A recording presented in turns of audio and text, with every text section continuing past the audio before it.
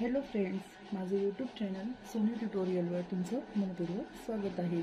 आज आपण TYBA मानवी विनिमय आणि समायोजन PSY 270 ह्या बुक्समधून लेसन नंबर 3 चे टॉपिक बघणार आहोत, अभिवृत्ती, भावना आणि संप्रेषण। याच्यामध्ये आपण मागच्या वेळेस सरळ व गुंतागुंतीचे संप्रेषण बघितले। आता आपण अभिवृत्ती विषयी या विषयावर टॉपिकवर बोलणार आहोत। अभिवृत्ती, उत्तम संप्रेषण साधण्यासाठी संवेदनशीलता हा गुण फार आवश्यक आहे। इतरांच्या बोलण्याचा अर्थ नीट समजून घेण्याची इच्छा असते, इतरांच्या मताबद्दल आदर असणे व स्वतःच्या विचारांची अभिव्यक्ती करण्याची इच्छा असणे, यातून संवेदनशीलतेचा गुण उद्भवत असतो। संवेदनशील व्यक्ती इतरांचे संदर्भ, विश्व व मूल्य प्रणाली समजून घेते। काही माणसे अतिशय ताठर असतात, इतरांच्या मताचा, विचारांचा ते तिरस्कार करतात। आपलेच म्हणणे बरोबर अशी त्यांची वृत्ती असते। स्वतःबद्दल ते फारसे संवेदनशील नसतात, तर इतरांबद्दल कुठून असणार। एखाद्या गोष्टीच्या किंवा प्रश्नाच्या बाबतीत विशिष्ट रीतीने विचार करण्याचा व वागण्याचा कल म्हणजे अभिवृत्ती। अभिवृत्ती अनुकूल किंवा प्रतिकूल असू शकतात। एखाद्या व्यक्तीबद्दल किंवा गटाबद्दल अनुकूल वृत्ती असतील तर परस्परामध्ये चांगले संप्रेषण घडू शकते, पण परस्पर गटात प्रतिकूल अभिवृत्ती असतील तर संप्रेषणात अडथळा येतो। क्षुल्लक कारणावरून गैरसमज वाढतात। दुसरा टॉपिक आहे आत्मप्रकटीकरण। समोरासमोर बसून जेव्हा माणसे प्रत्यक्षपणे संप्रेषण करीत असतात, तेव्हा त्यांचे शारीरिक आविष्कार होऊन त्यातून त्यांच्या भावना व मानसिक स्थिती व्यक्त होत असते। कित्येक समाजात व संस्कृतीमध्ये अशा आत्मप्रकटीकरणाला मान्यता नसते। भावना व मानसिक स्थितीच्या अभिव्यक्तीवर नियंत्रण ठेवावे अशी समाजाची अपेक्षा असते। त्या प्रच्छन्न स्वरूपातच असण्याला श्रेष्ठ मूल्य दिले जाते। प्रौढ व्यक्तींनी, पुरुषांनी, शूरांनी आपली मनस्थिती व भावनांचा उद्रेक होऊ देऊ नये, त्यांनी धीर गंभीर असावे असेच आपल्याला वाटते।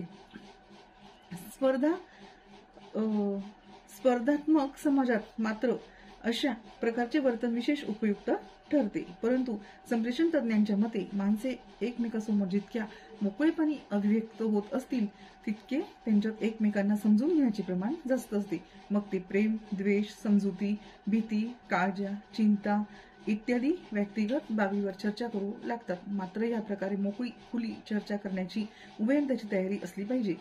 सदिच्छेचा अभाव असेल व स्वतःचेच समर्थन घ्यायला सुरुवात झाली की संप्रेषणात अडथळा निर्माण होऊन संप्रेषण मध्येच तुटते। टॉपिक तिसरा, भावना।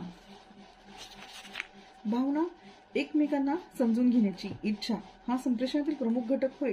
यशस्वी संप्रेषणात भावना ह्या प्रमुख अडथळा ठरतात। माणूस स्वतःला आपल्या भावनांपासून अलग करीत नाही किंवा त्याला ते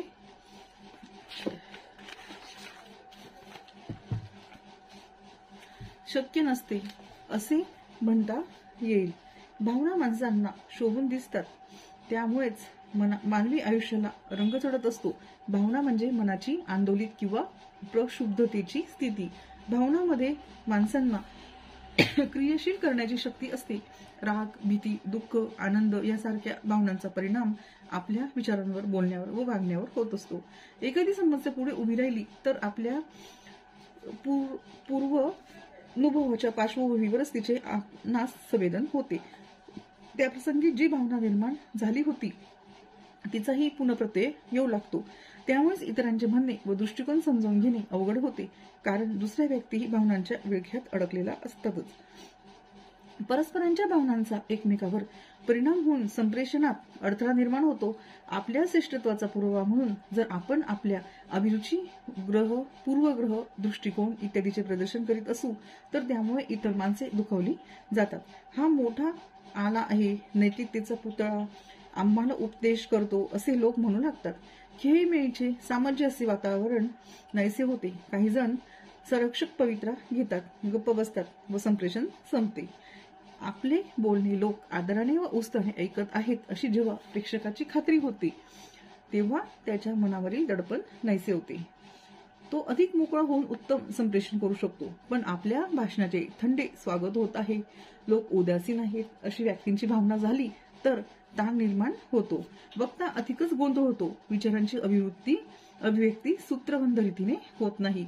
वर्गात मुले शांत नसतील, शिक्षकांच्या शिकवण्याकडे त्यांचे दुर्लक्ष असेल व ती गडबड गोंधळ करीत असतील तर शिक्षकही व्यवस्थित शिकवू शकत नाहीत. याचा अनुभव आपल्याला बऱ्याच वेळा येतो. इथं आपण थांबू. पुढचा टॉपिक पुढच्या व्हिडिओमध्ये.